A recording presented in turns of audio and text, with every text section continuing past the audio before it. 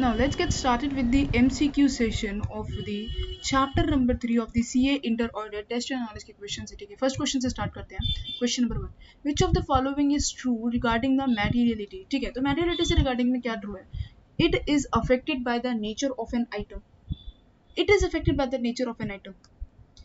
It is affected by the nature of the item, लेकिन यहाँ पे लिखा है unaffected by the nature of the item, ये तो गलत हो गया. It is unaffected by the requirement of the law या regulation. It is affected by the requirement of the law या रेगुलेशन.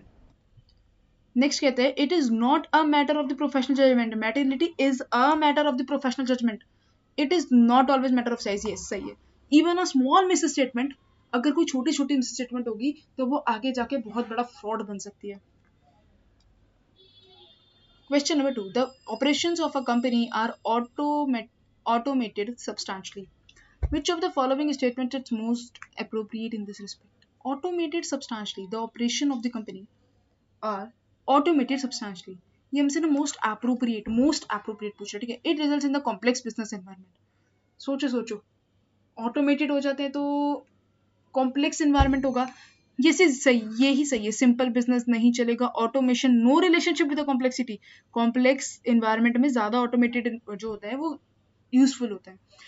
सिंपल बिजनेस एनवायरनमेंट नहीं, complex business environment. Who is responsible for maintaining the effective internal financial controls.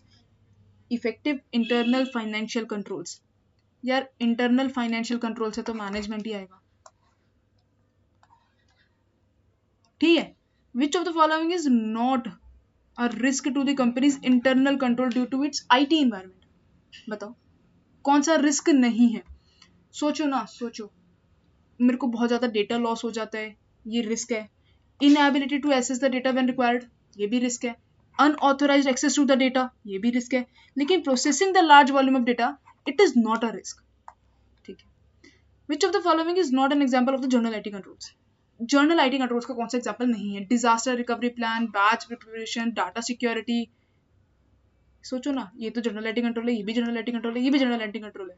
लेकिन controls pertaining to the validation of the input data in an application, ये मुझे कहीं ना कहीं आप सोचो ये कौन सा लग रहा है. ये तो ठीक है, चलो जर्नल आईटी, ये भी जर्नल आईटी, ये भी जर्नल आईटी है. लेकिन ये वाला कौन सा है. ये वाला तो एप्लीकेशन कंट्रोल है ना.